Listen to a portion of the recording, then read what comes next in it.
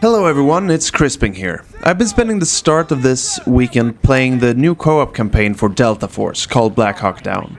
It is based on the story from the book and the film with the same name.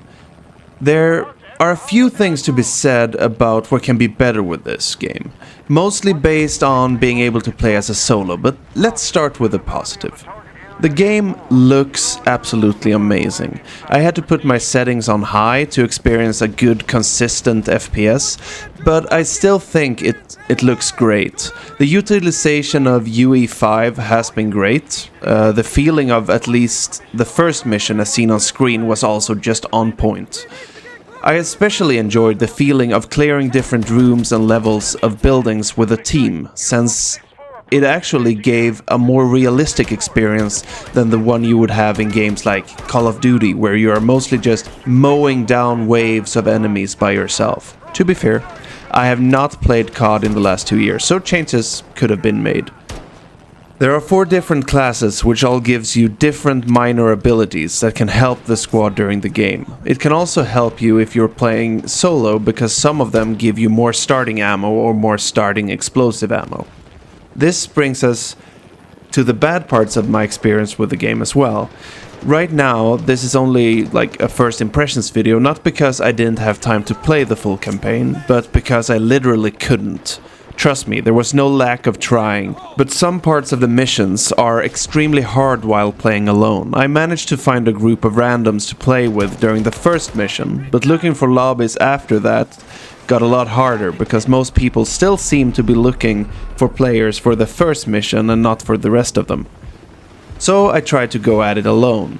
And even though I liked the challenge while doing it in the first mission, it got significantly worse in the second one. The problem is that you cannot be revived while playing alone, and the game doesn't have any checkpoints during the missions. So if you step out of line and, let's say, get surprised by an RPG to the face, you have to start over.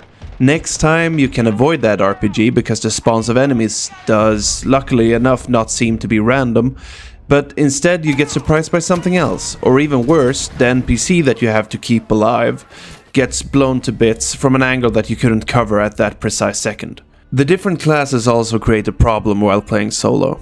The only class that I think is viable while playing alone is the munitions guy, because you can come into the game with a lot more ammo, which is needed because the game doesn't let you pick up ammo from dead soldiers. You also have a limited amount of bandages that you can use to heal, which is important since you do not heal over time.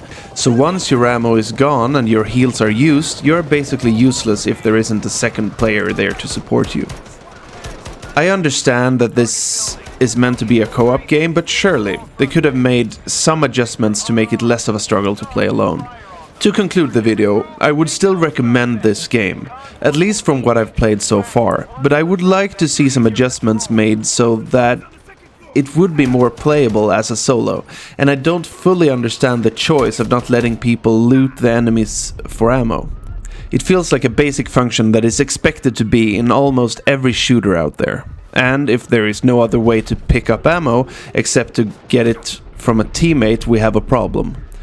But that is just my thoughts of the game so far. Do you agree? Do you disagree? Have I missed some essential points? Please leave a comment and subscribe if you want to see more videos like this. And hopefully I'll see you in the next one.